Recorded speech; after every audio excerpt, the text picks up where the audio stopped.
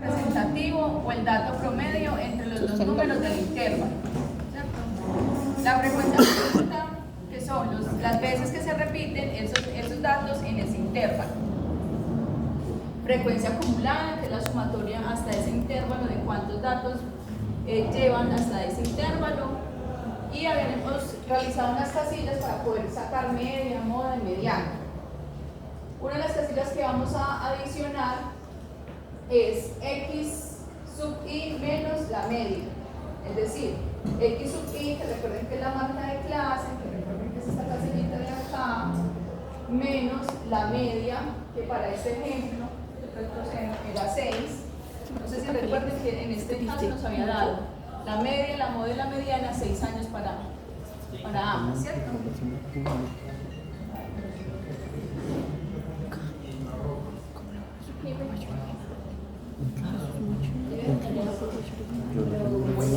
Entonces, recordando, ya sabíamos que la media para esta tablita era de 6 años. Entonces, para hallar la varianza, me dice que es la sumatoria de las frecuencias por, entre paréntesis, la marca de clase menos la media al cuadrado sobre la población total. Entonces, como para no perdernos, hacemos una casillita de este paréntesis, x sub i menos la media, para cada intervalo. Entonces, para este sería 2 menos los 6 años, 6 menos 6 años y 10 menos 6 años. Cada marca de clase se le resta la media, que era de 6 años. 2 menos 6 menos 4, 6 menos 6, 0 y 10 menos 6, 4. Luego, como ven la fórmula, hay que elevarlo al cuadrado. Si quieren, para no perderse, hacen otra casillita y elevan este resultado al cuadrado. Menos 4 al cuadrado, 16, 0 al cuadrado que va a 0, 4 al cuadrado, 16. Entonces miren que hasta acá ya hemos resuelto este paréntesis. Pero dice que hay que multiplicarlo por cada frecuencia. Entonces cada numerito de estos lo multiplicamos por la frecuencia absoluta, que es esta frecuencia de acá. O sea, 16 por 7, 0 por 11 y 16 por 7.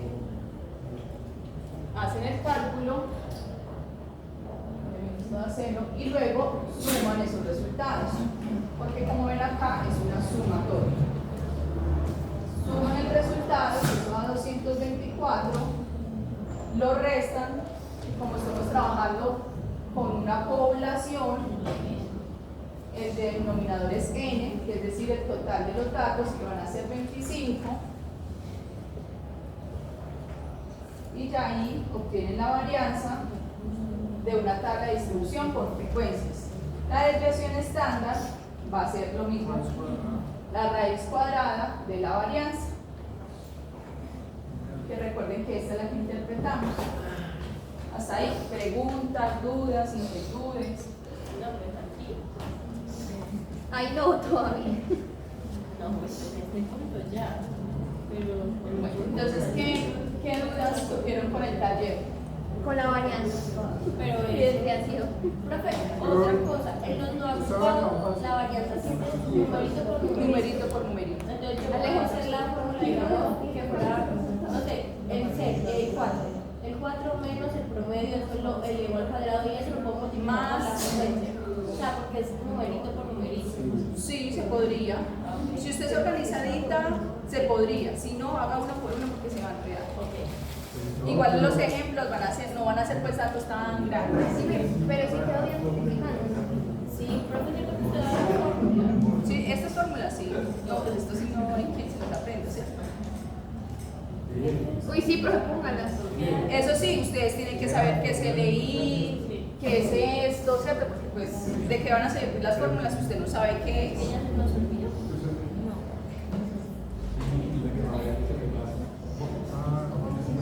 Y acá tengo el taller. Bueno, pues ya ahí lo tengo fácil.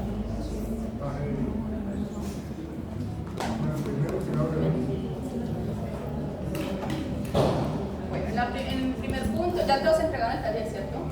Sí, sí. En el primer punto, bueno, era ahora les daba unos datos solitos, había que construir la tabla de frecuencias y hallar media, moda, mediana, rango, desviación estándar, varianza y coeficiente de variación, ¿cierto? Todas las medidas de tendencia central y de dispersión.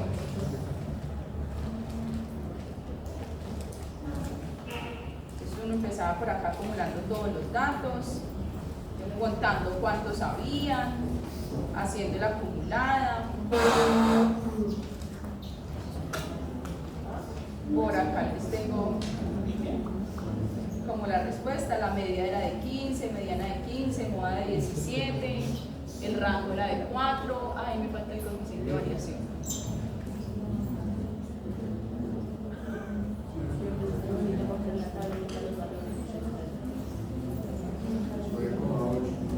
¿Cómo es el coeficiente de variación? 9,8.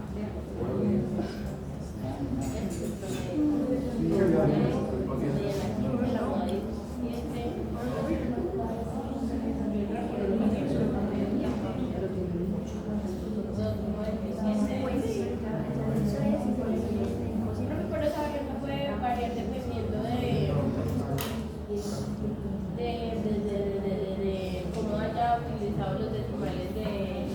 Sí, pero lo que va a cambiar es el... Sí, por ejemplo, a mí me dio 2,27. Sí, sí.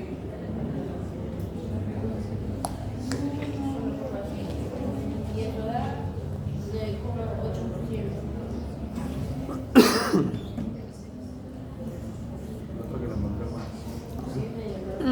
La que está enferma.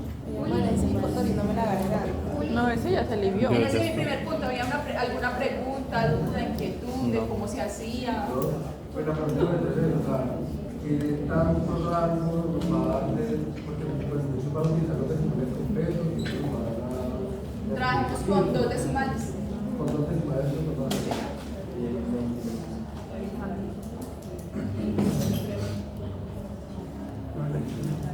Bueno, en la segunda, listo, en la segunda era lo mismo, le daba unos datos, pero ya ahí solicitaba una tabla por intervalos. Ahí les colocaba cuántos intervalos, pero de todas formas, si yo no les coloco, ustedes saben que es raíz cuadrada de los números totales que les doy, eso daba 4.58, lo aproximábamos así. El rango es de 20 porque el número más chiquito era 0 y el más grande era de 20, y para hallar la amplitud es ese rango dividido en el número de intervalos, eso daba 4. Uno empieza desde el número más chiquitico. Recuerden que los corchetes es porque sí me está incluyendo el número y a cada uno le voy sumando 4. Tengan mucho, como cuando hagan esta tabla por intervalos, tengan mucha precaución de, pues, como estar muy concentrados de lo que están haciendo, porque si uno se desconcentra va y cuenta el 4 aquí, y recuerden que el 4 iría, pues si hay algún 4 iría en este intervalo. Entonces recuerden, los corchetes es porque está incluyendo este número, el paréntesis es porque incluye el número inmediatamente anterior.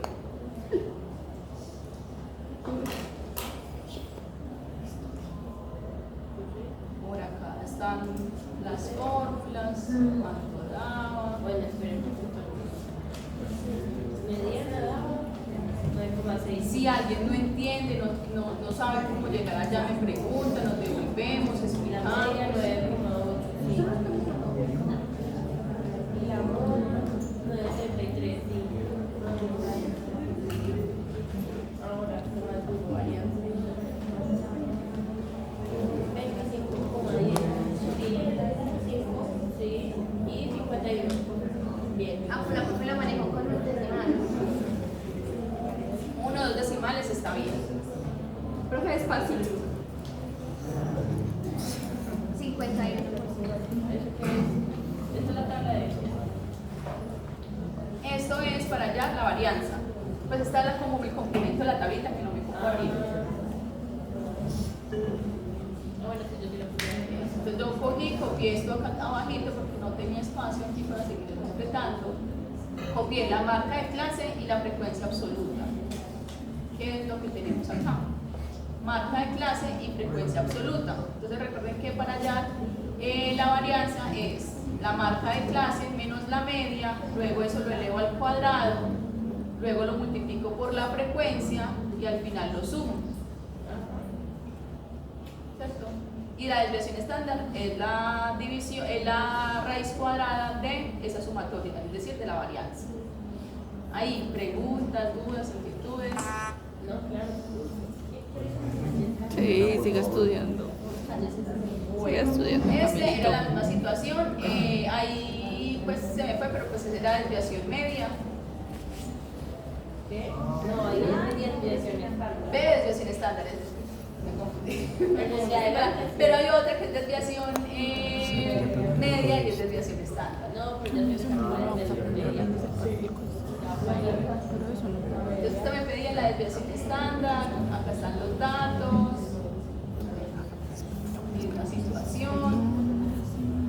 Pues para eso la varianza daba 10.4 y la desviación estándar 3.22. Sí, solamente pedía ese entonces.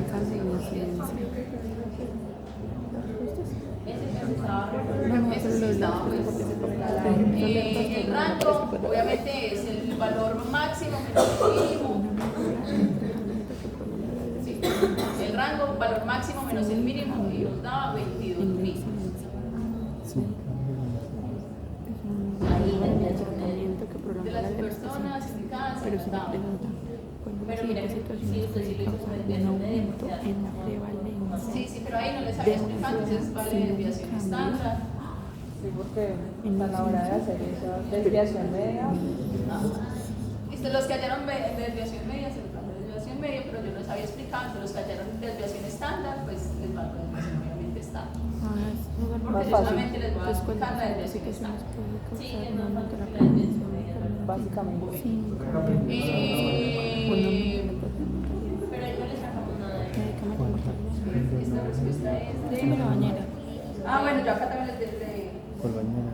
Pero mira la diferencia. Sí, Ella muestra. O sea, por la ¿Cómo atender esa desviación media, bañera? acá Bueno, está. Ah, bueno, sí, Eso te pero toca acá la les también desviación la- estándar también.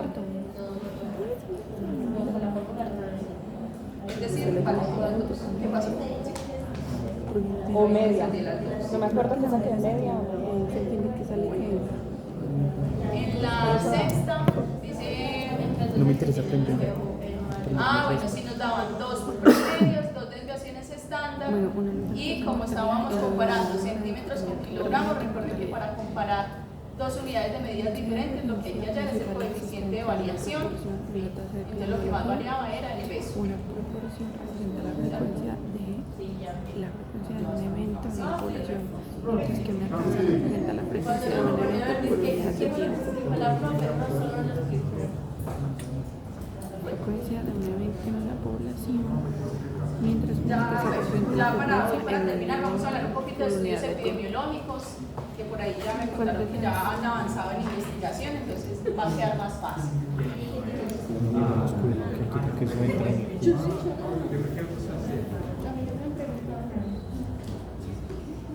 Bueno, cuando estamos ante un proceso o una situación de salud de enfermedad, siempre nos debemos de hacer varias preguntas, ¿cierto?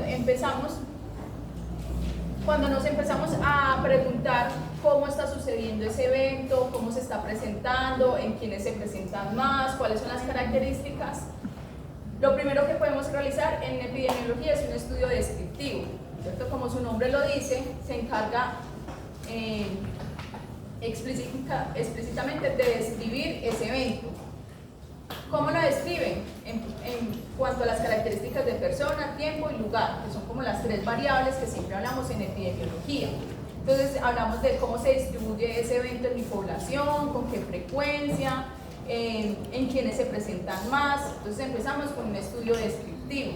A partir de ese estudio descriptivo nos empezamos a generar preguntas o hipótesis.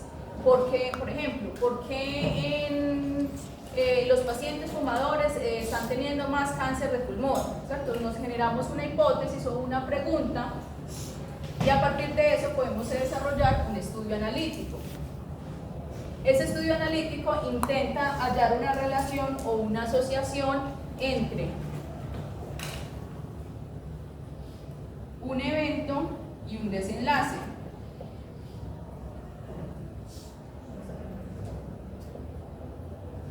Solamente me dice asociación. si una cosa está asociada con si un evento está asociado con la presentación de un desenlace. A partir de ese estudio analítico y de que realmente hallemos que sí hay asociación entre el evento y el desenlace, me pregunto si esa asociación es causal, es decir, si una cosa lleva a la otra o solamente están asociadas. Y para poder realizar esa o demostrar esa relación causal ya necesitamos es un estudio experimental. El estudio experimental, entonces en el estudio analítico siempre tiene que haber dos grupos para yo poder comparar si hay una asociación entre uno y el otro. Y en el estudio experimental es donde el investigador hace una intervención en una población para realmente demostrar si hay una relación causal. Es decir, a este grupo de personas los pongo con tal dieta y finalmente miro si esa dieta está relacionada con eventos coronarios. ¿Cierto? Ahí el investigador sí hace una intervención en la población, aquí solamente observa y describe entre la presentación de un evento y un desenlace. No sé si hay alguna pregunta, duda. Por eso que en la parte el analítico logra demostrar la asociación y en la experimental Ya es una relación causal. demuestra la causalidad. Exactamente. Y la gran diferencia es que en el experimental el investigador sí interviene en la población. En el analítico solamente, como son estudios observacionales, observa y describe si hay como relación entre una cosa y la otra. Entonces hay diferentes formas de clasificar los estudios epidemiológicos. Depende de si hay intervención o no hay intervención, depende de en qué momento se hace la observación, depende si hay un seguimiento a esa población. Entonces lo primero es que nos tenemos que preguntar si hay intervención. De una nos vamos a que es un estudio experimental, que son los que mayor evidencia tienen, mayor peso de evidencia tienen, que lo ideal es que sean aleatorizados, que es lo que llamamos ensayos clínicos. Y tenemos los que no son aleatorizados, que son los cuasi experimentales, donde sí hay intervención pero no hay aleatoriedad. Entonces lo primero que si yo les pregunto ¿qué tipo de estudio es tal estudio? Y se los muestro. Entonces usted tiene que preguntar, ¿hay intervención en la población? Si hay intervención, de una lo clasificamos como experimental. Pero si no se interviene en la población, si solamente el investigador está observando qué pasa, entonces lo clasificamos como observacional. Y ese observacional hay dos tipos, descriptivos y analíticos.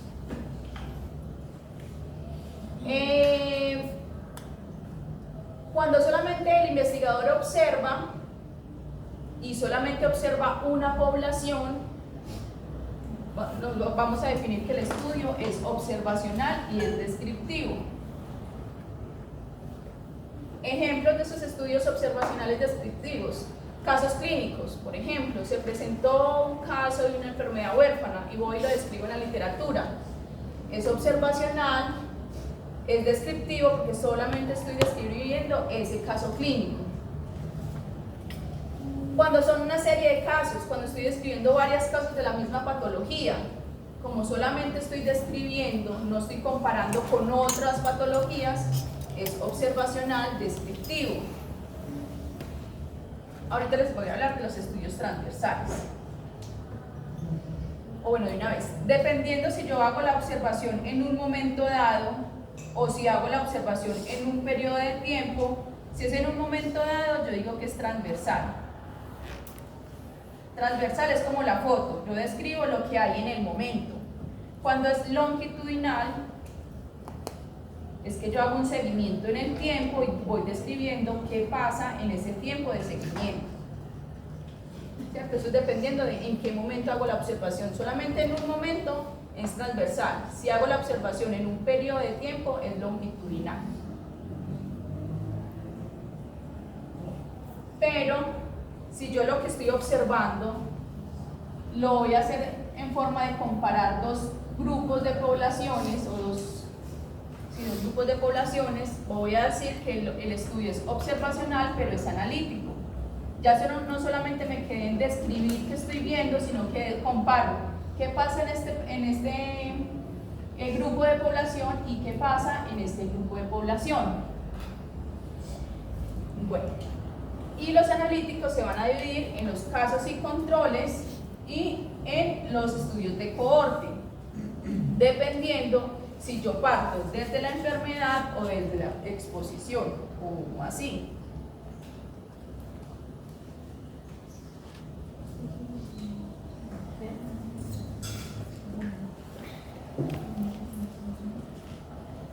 Bueno, como les decía, los de casos y controles y los de cohorte son analíticos, son observacionales y son analíticos, ¿cierto?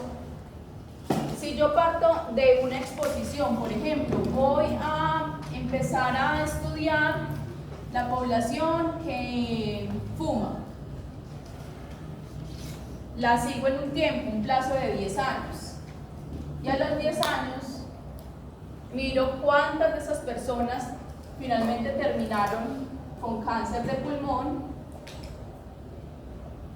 Como parto desde la exposición a ver quién me desarrolla el evento, es un estudio de cohortes. Pero si yo lo que planteo el estudio es que voy a coger todos los de cáncer de pulmón y les voy a preguntar quiénes fumaron, entonces parto de un evento y me devuelvo a preguntar quiénes estuvieron expuestos a ese factor de riesgo, es un estudio de casos y controles. Y los transversales, lo que les decía, es solamente, entonces miren que estos son longitudinales porque normalmente se siguen en el tiempo. Los transversales es hacer una medición en este momento. No sé, si hay preguntas, dudas, inquietudes. Los transversales, por ejemplo, distribución de, por ejemplo, de la hipertensión en los pobladores de Armenia Quindío. Es decir, en este momento digo quiénes tienen hipertensión y los describo. No los sigo en el tiempo, ni quiénes estuvieron expuestos a, por ejemplo, a una ingesta alta de sodio o quienes finalmente terminaron infartando, sino hago una descripción en el momento. Profe, ¿puede volver un momento? Sí. Le hago una pregunta.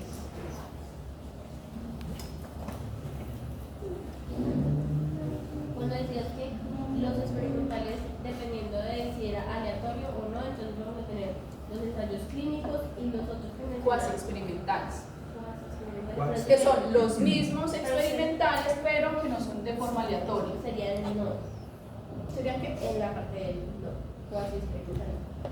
Cuasi. Espérame que yo no sé, ensayos clínicos tratados no controlados, sí, cuasi experimentales, en la parte del no.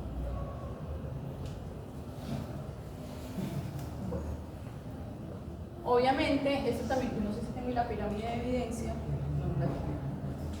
pero los que aportan mayor evidencia son los experimentales, ¿cierto? Porque son los que me demuestran si realmente hay relación causal, luego los observacionales, analíticos y por último los descriptivos. Entonces, evidentemente, cuando uno tiene que tomar una decisión clínica, por ejemplo, de cuál es el mejor tratamiento, de cuál es la mejor herramienta para hallar un diagnóstico o para realizar un diagnóstico o un tamizaje, normalmente nos basamos en ensayos clínicos, porque son los que aportan mayor evidencia. Entonces, miren este estudio, este enunciado. Se realiza un estudio para observar la posible relación entre un factor de exposición, el consumo de tabaco y una enfermedad, el cáncer del pulmón. Para ello se seleccionan los dos grupos, los expuestos, que fueron 1.200 individuos que fuman, y los no expuestos, que son 1.000 individuos que no fuman. ¿Listo? Entonces aquí me están diciendo, cogí dos poblaciones. 1.200 que sí fumaban, ¿cierto? Sí, que sí fumaban. Y 1.000 que no fumaban. Y se observan durante un tiempo determinado, se observarán durante 20 años.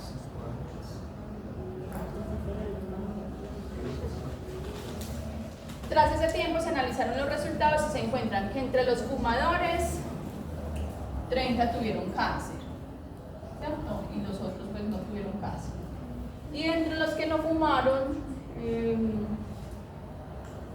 5 terminaron con cáncer y los otros no. ¿Qué tipo de estudio esto sería? Arrancamos de una exposición y finalmente terminamos mirando el evento. Listo. ¿De cuáles? Arrancamos desde la exposición y finalmente terminamos el efecto. Entonces es un estudio de cohortes. ¿Cuáles son las ventajas y desventajas de hacer un estudio de cohorte? Bueno, entonces una de las desventajas es como usted lo va a seguir en el tiempo, pues van a ser estudios más largos, más costosos. Entonces son estudios de elevado costo y larga duración. Esto dificulta la retención de los pacientes y eso es un problema de los estudios de cohorte. En el tiempo, en esos 20 años, el paciente se puede retirar del estudio o el paciente cambia de ciudad y usted ya no lo pudo seguir o el paciente falleció. Entonces ahí pueden haber sesgos en cuanto a esa pérdida de esos pacientes que se siguen. Son poco útiles para el estudio de enfermedades poco frecuentes, como así, como partimos de una exposición y miramos quién finalmente termina presentando el evento. Si ese evento es muy raro, pues no va a ser muy efectivo el ensayo. Por ejemplo, voy a seguir los que fuman y los que me presentan una esclerosis lateral amiotrófica. Eso es muy raro pues que se presente. Usted puede seguir 20 años a esa población y nadie la presentó, ¿cierto? Entonces no nos sirve el estudio. Entonces, cuando las enfermedades son raras, es mejor empezar con un estudio que arranque de la enfermedad, es decir, un casos y control. Son estudios difícilmente reproducibles en cuanto al seguimiento y están sometidos a diferentes sesgos porque se pierde el paciente que estamos siguiendo o porque muere por otras causas o porque el paciente ya no colaboró y ya no quiere pertenecer al estudio. ¿Cuáles son las ventajas de hacer este tipo de estudios? Que puede evaluar diferentes factores de riesgo para finalmente un evento, es decir, yo puedo seguir una población y estudiar la dieta, la actividad física, la ocupación y finalmente miro quién finalmente se me terminó infartando. Entonces mire que puedo evaluar varios factores de riesgos ante un evento. Permiten el estudio de factores de exposición pocos frecuentes, difíciles de encontrar en estudios de casos y controles. Entonces, cuando esa exposición es muy rara, cuando el factor de riesgo que yo estoy evaluando es muy rara, pues me conviene arrancar del factor de riesgo, es decir, desde el principio voy a decir, voy a coger tantas personas que presenten ese factor de riesgo que es poco común. Ejemplo, las personas que tienen deficiencia de cobre, ¿cierto? Es una deficiencia muy rara.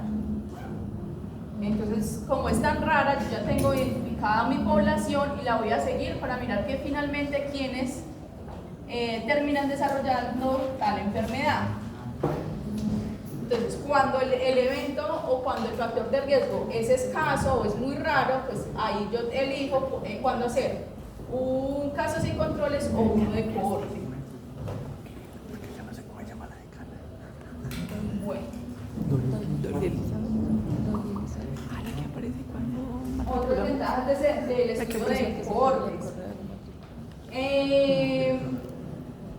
Los sujetos, se seleccionan primero los sujetos que están expuestos y como se siguen en un tiempo es más fácil decir cuál es el tiempo de presentación según la exposición que se presente la enfermedad. Por ejemplo, el BPH, exposición de tener BPH y desarrollar cáncer de cuello uterino. Está escrito en la literatura que más o menos son 10 años de que esa paciente tenga contacto con ese BPH, no se elimine del cuerpo para que desarrolle un cáncer de cuello uterino. Entonces, como yo sigo en el tiempo, más fácil identifico en qué momento se me está presentando la enfermedad. También me permite describir la historia natural de la enfermedad, como estoy haciendo un seguimiento, y normalmente ese seguimiento es prospectivo, es decir, hacia el futuro, entonces yo miro cuáles son esas etapas de la enfermedad. Por ejemplo, no sé si ustedes han visto la película y si no, pues no las podemos ver acá, del estudio que se hizo de sífilis en Estados Unidos, el de Tuskegee, ¿cierto? Fue un estudio en el cual dejaron, ¿cierto? Ya sabían que tenían la enfermedad o ya sabían que tenían unos factores de riesgo y dejaron avanzar, ¿cierto?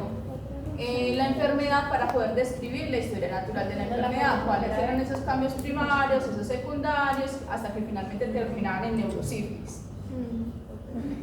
Bueno, permite el cálculo directo de la incidencia en el grupo expuesto y no expuesto. Y eso es muy importante que lo entiendan para ahorita que vamos a hablar de medidas de asociación. Si yo estoy siguiendo, tengo un factor de riesgo, lo sigo en el tiempo y miro quién me presenta el evento, yo fácilmente identifico en qué momento pasa esta conversión, es decir, de que estaba expuesto a que finalmente termine enfermo. Entonces fácilmente puedo hallar incidencia, ¿cierto? Porque identifico en qué momento este paciente se me convirtió en un caso nuevo, a diferencia de los casos y controles. Como yo arranco de la enfermedad, ya todo, pues, como su nombre lo indica, todo este grupo ya está enfermo. Es decir, que yo acá no puedo hallar incidencia porque ya todos tienen la enfermedad.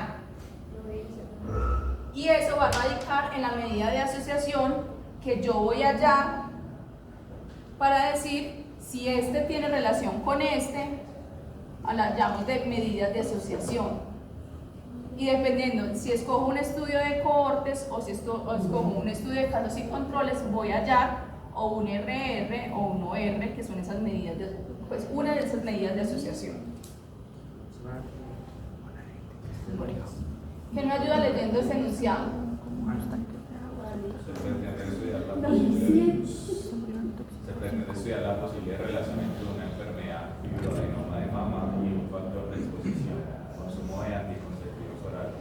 Para ello se seleccionan 100 mujeres que padecen la enfermedad y otras 100 que no la tienen, y en todas ellas se investiga el consumo previo de anticonceptivos. Y el alcohol, ¿Cierto? Porque una cosa no.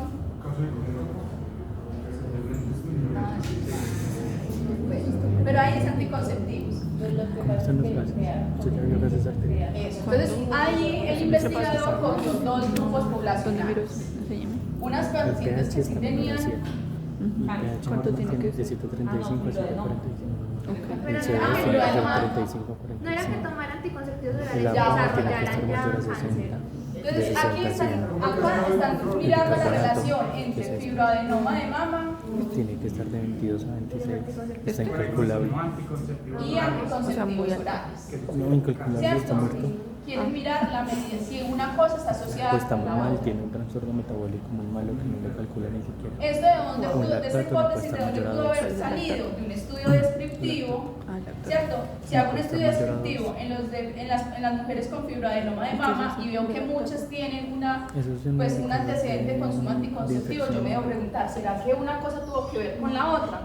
Entonces aquí plantearon Es la PAFI. que se seleccionaron 100 mujeres que padecen la enfermedad, 100, ojo, dos grupos, recuerden que un observacional analítico siempre compara dos grupos, pero aquí partimos de 100 que tenían fibroadenoma Que se les murió esta mañana. y otras 100 que no tenían la enfermedad, Esta es la presión de la que se me murió. y miraron hacia atrás No, pues ya. Estamos en quienes retraso. consumieron anticonceptivos orales De 12 a y quienes 20. no. Ah, bueno. ¿Qué tipo de estudio es La este? media fue la presión arterial Entonces media, empecemos, que ¿es experimental? ¿Yo le estoy dando el anticonceptivo a la mujer? No. Ah, bueno, entonces empezamos que es observacional. Luego es analítico porque está comparando dos poblaciones. Como está comparando dos poblaciones, es analítico. ¿Arrancamos de la enfermedad o arrancamos del factor de exposición? De la enfermedad. Arrancamos de la enfermedad, o sea que es un estudio casos y controles. Además es longitudinal, porque yo lo estoy mirando en el tiempo, estoy haciendo un seguimiento en el tiempo. Y es retrospectivo, porque voy hacia atrás en el tiempo. Si yo dijera, no, los voy a seguir a ver quiénes siguen tomando anticonceptivos y finalmente terminan en un cáncer de mama, entonces sería prospectivo porque voy hacia adelante. Cuando me devuelvo en el tiempo es retrospectivo. ¿Listo? Entonces, ¿cuáles serán las ventajas y desventajas de esos estudios de casos y controles? Uno, sesgos de información, porque si yo le voy a preguntar, señora, ¿usted consumió anticonceptivos? Pudo que haya consumido por allá en su adolescencia y no se acuerde, ¿cierto? Entonces ahí estoy perdiendo información. ¿Solo un factor de riesgo también?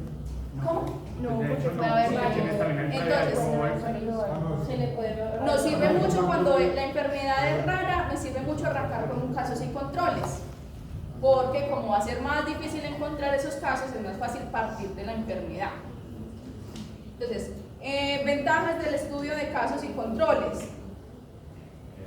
Bueno, el coste y el tiempo va a ser mucho menor, porque yo no tengo que esperar a que se me presente una enfermedad, sino que yo ya tengo la enfermedad y me devuelvo y reviso quién sí y quién no estuvo expuesto. Entonces van a ser más baratos, van a ser mucho más rápidos, por así decirlo, de corta duración.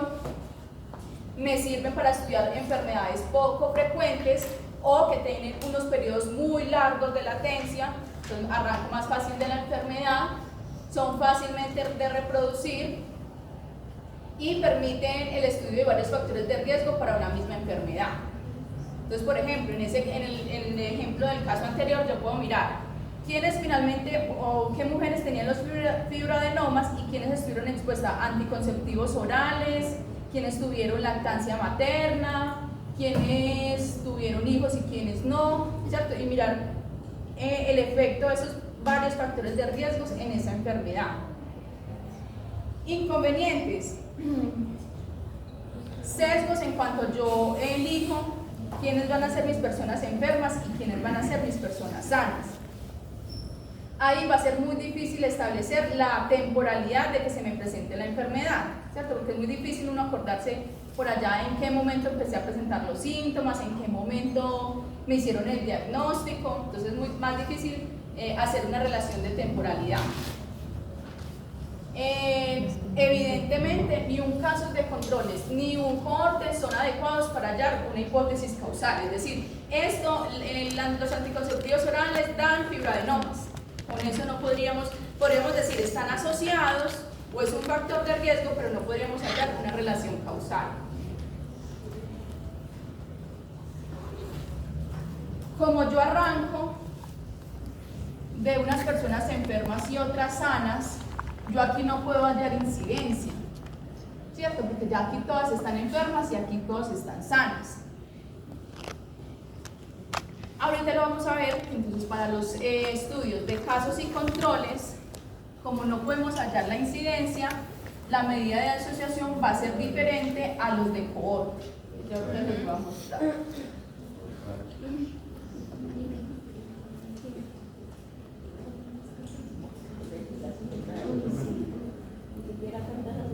¿Y quién me ayuda a leer este último enunciado? Se desea estudiar el efecto de un medicamento, la atorvastatina, sobre los niveles de colesterol sérico en individuos que tienen estos valores elevados. Para ello se seleccionan dos grupos de individuos. A los incluidos en el grupo donde se aplica la intervención se le administra el fármaco que se quiere estudiar, y a los del otro grupo se le administra un placebo. Posteriormente se comparan los resultados, los niveles de colesterol en ambos grupos. Bueno, ¿qué tipo de estudio sería este?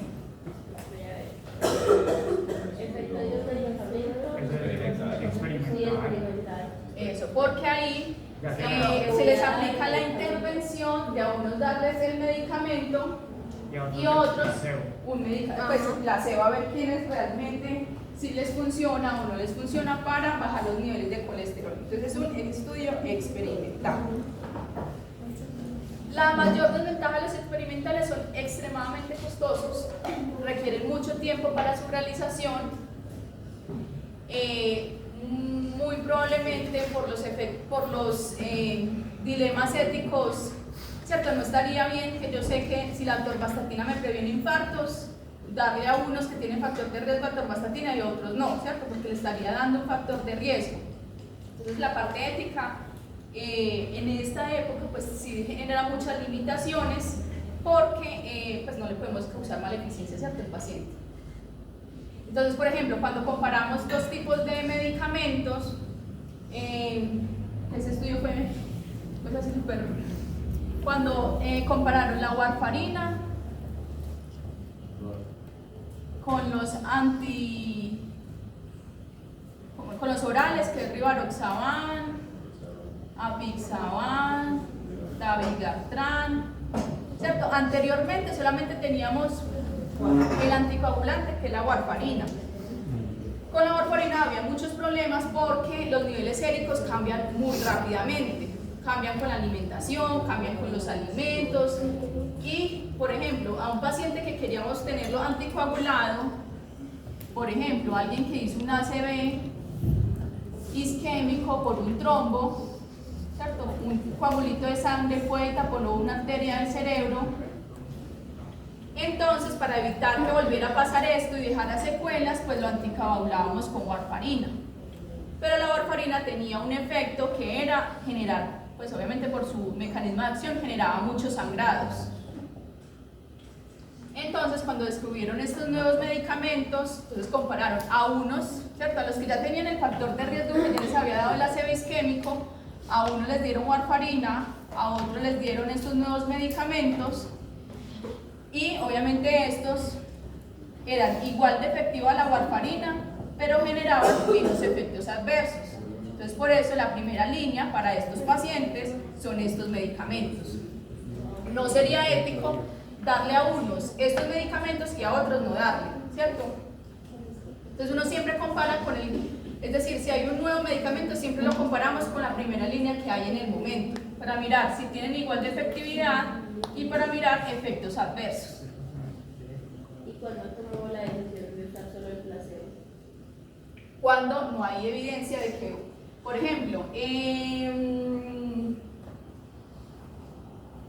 yo digo que, voy a decir una bobada, que la vitamina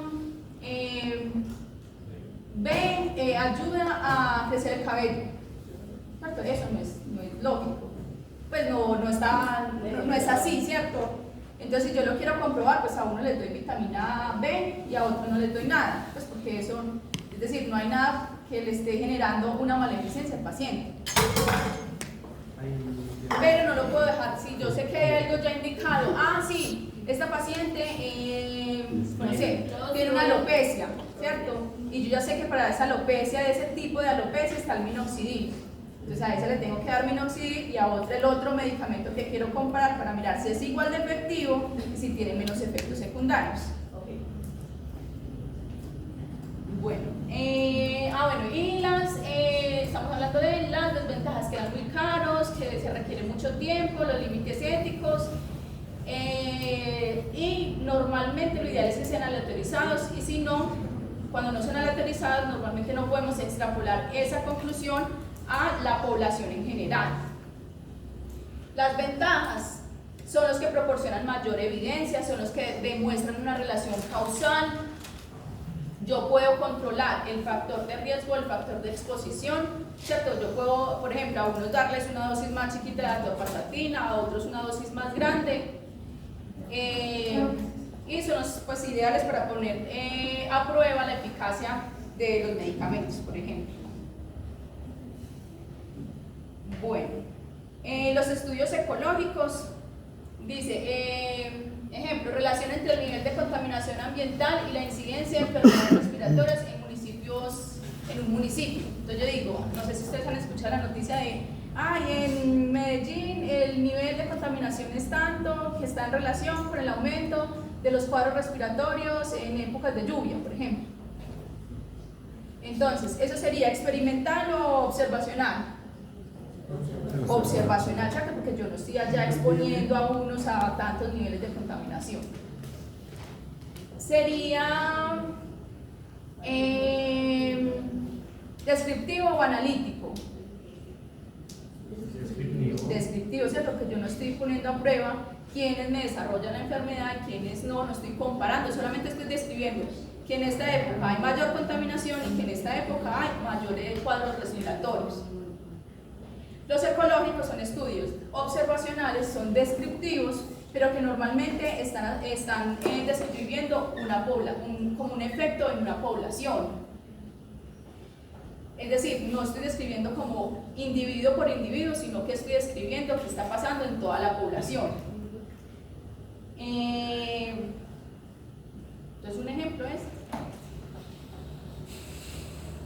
bueno, el riesgo en epidemiología. Entonces, por allá ya habíamos tocado qué es el riesgo, la probabilidad de que una persona sana, pero que está expuesta, realmente finalmente termine desarrollando la enfermedad. Y hay factores de riesgo y factores protectores, es decir, hay factores que me pueden contribuir a que esa probabilidad aumente o a que esa probabilidad disminuya.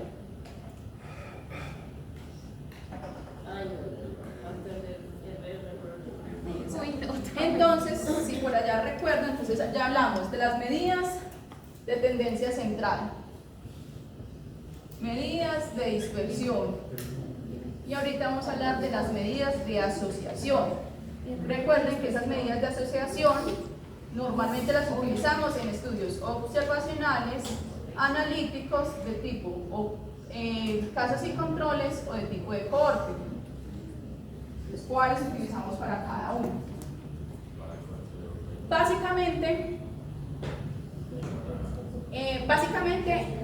la interpretación es la misma, pero el proceso matemático difiere. Lo que les decía la vez pasada, cuando ustedes hallan esos dos procesos matemáticos, que es RR y OR, le va a dar un resultado. Ahorita les vamos a hablar cómo se halla.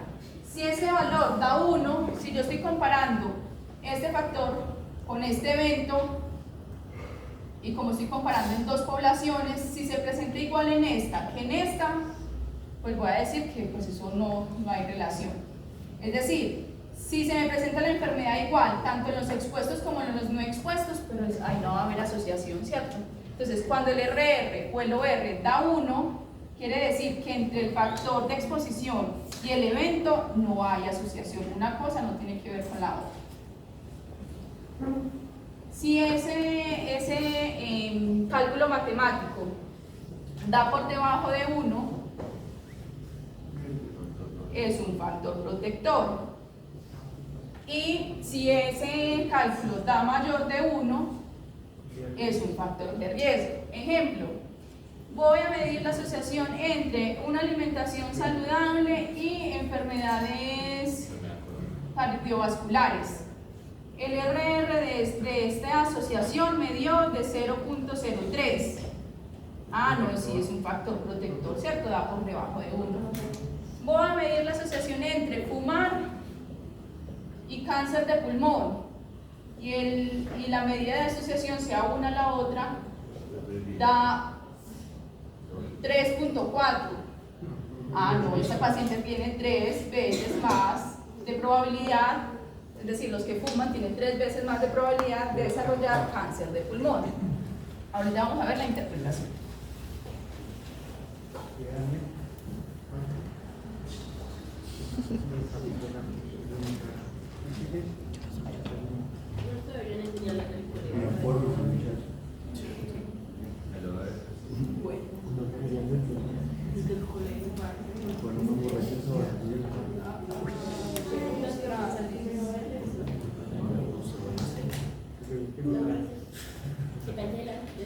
¿Solo tú nos regalas esta presentación? Sí, pues se las intenté colgar en la... Pero nosotros no tenemos. Bueno, igual... ¿O no las puedes pasar por la representante? ¿Se la manda la representante? Sí. Bueno, entonces cuando ustedes van a plantear, o cuando tenemos un enunciado, vamos a decir que vamos a empezar por uno de cohorte, ¿cierto? En el de cohorte, como uno empieza con el factor de riesgo, es decir, con los que están expuestos y los que no están expuestos los siguen un tiempo y mira, de esos que estuvieron expuestos, quiénes desarrollaron la enfermedad y quiénes no. Y de los que no estuvieron expuestos, quiénes desarrollaron la enfermedad y quién no. Acá tengo un ejemplo, si no estoy mal. Así los ejemplos. ¿Cómo hallamos el RR? Que es el riesgo relativo. El riesgo relativo, entonces, bueno, después de que usted tiene el enunciado, por ejemplo, acá tengo un ejemplo, vamos a inventarlo. Acá. Cogimos a 270 personas que tienen, digamos, EPOC, ¿cierto? Enfermedad pulmonar obstructiva crónica, que normalmente está relacionado con el cigarrillo. Y cogimos, cogimos dos grupos. Estos que son los que tienen EPOC, los enfermos, mentira, cogimos 330. Bueno, no, es que voy a coger el ejemplo para hacer cada uno. Eso es dependiendo de cómo usted plantee el aquí tenemos 330 enfermos. Mentira, no, 330 con la exposición. Y 330 con la no exposición, que son fumados. Y estos son los no fumadores. Entonces, en este ejemplo, cogimos 330 que estaban expuestos al factor de riesgo que es fumar. Y cogimos otros 330 que no estaban expuestos, que son los no fumadores. Digamos que los seguimos 20 años. Y finalmente dije cuántos se me enfermaron de EPOC y cuántos estaban sanos. De los fumadores, 270 terminaron enfermos y 60 terminaron sanos. Y de los no fumadores, 222 terminaron enfermos y 108 sanos.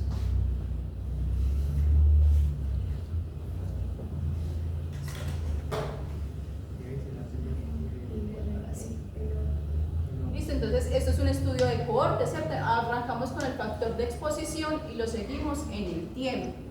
Después de que nos dan este enunciado, lo ideal es venir a realizar la tabla de 2×2. ¿Cómo así? Es esta tablita que ven acá, donde aquí voy a colocar el factor de riesgo, aquí voy a colocar el evento, ¿cierto? Y hacer la distribución para poder hacer el cálculo del RR. Bueno, entonces, uno normalmente con este enunciado viene y coloca los datos. ¿Cuántos de los expuestos terminaron enfermos? De los expuestos que terminaron enfermos, 270. ¿Cuántos de los expuestos terminaron sanos? 60. De los expuestos que terminaron sanos, 60. ¿Cuántos de los no expuestos se enfermaron? 222. 108. Y 108. Entonces acá dice, para hallar el riesgo relativo es una división donde la parte de arriba va a ser A. ¿A cuál va a ser? Los enfermos. Sobre A más B, que serían todos los 330. expuestos. 330. ¿Esto a qué le suena? Ay, profe, eso es una incidencia, claro. Casos nuevos sobre la población total. Sí, entonces acá hallamos la incidencia de los pacientes con EPOC en los fumadores. Es decir, la incidencia de los expuestos. Y abajo, ¿qué me dice? C, que son los enfermos que no estuvieron expuestos, o sea, 222 sobre C más D, que es la totalidad de los no expuestos, que fueron 330. Ay, profe, eso también es una incidencia, claro. Esta es la incidencia de los que, la incidencia de POC en los que no fumaron. Ah, profe, eso es la incidencia de los no expuestos. ¿Listo? Entonces, si ustedes comprenden que es una incidencia, pues no hay necesidad de aprenderse esa fórmula. Yo sé que el riesgo relativo es la incidencia de los expuestos sobre la incidencia de los no expuestos.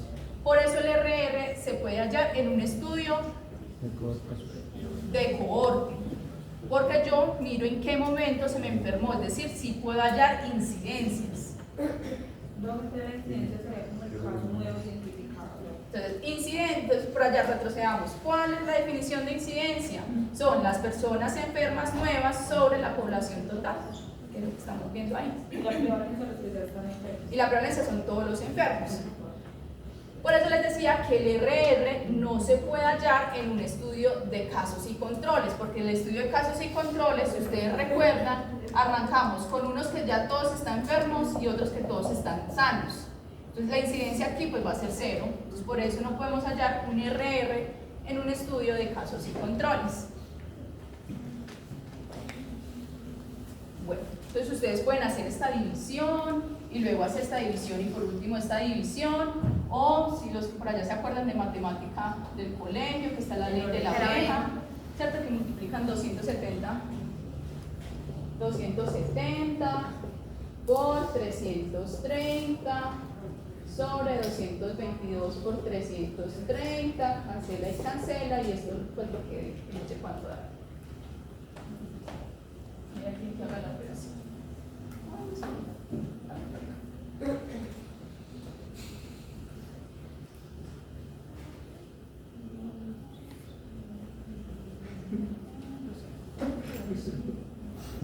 Esto da.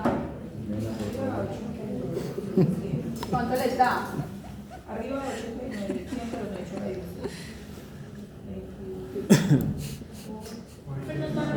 Ya vamos a 73. Es que ya vamos a acabar. Acabamos esto. Y para la casa. Para la casa y para la casa. ¿Cuánto da esto? Abajo 73, 260. Y hagan esa división. ¿Cuánto da?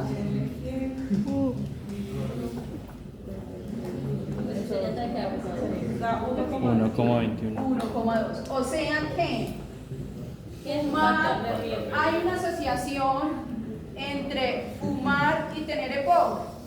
Sí. ¿Y esa asociación es de riesgo o es un factor protector? El profesor fórmulas también nos va a poner en el parcial. Es incidencia de los expuestos. No,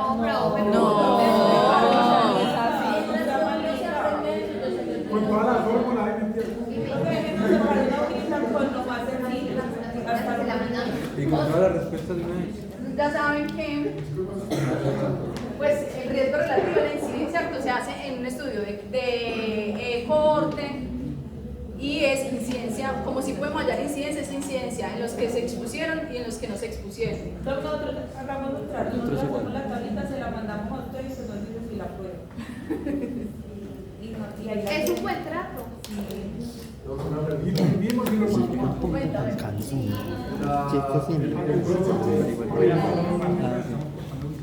Sobre expuestos sobre la cantidad de población total. ¿De qué me estás preguntando? El riesgo expuesto. Eso, entonces, RR es igual incidencia de expuestos sobre la incidencia de no expuestos. Pero yo para el riesgo expuesto es la cantidad de... Eso, entonces, sabiendo la definición de incidencia, que son los casos enfermos, por ejemplo, los casos enfermos de los que estuvieron expuestos sobre todos los expuestos. ¿Y cuál es la incidencia de los no expuestos? Pues los enfermos que no estuvieron expuestos, ¿cierto? Porque incidencias son casos nuevos de enfermos. Entonces, enfermos de los no expuestos sobre la población total. ¿Cuál población total? Total, no expuestos. En este caso, todos los no expuestos. Porque, por ejemplo, en el ejemplo nuestra de 330. Pues porque fueron los que no. ¿Quiénes fueron los que no se expusieron? Los enfermos más los sanos. 122 más 108 da 330. Ah, bueno,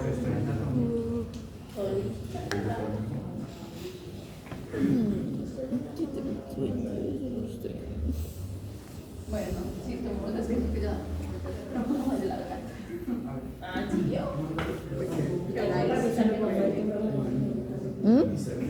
Bueno, regresamos a las 10. No es para irnos para hacer el quiz. A las 10 tenemos que volver. Para ir a dormir. Ole. Nos largamos. Hasta las 10.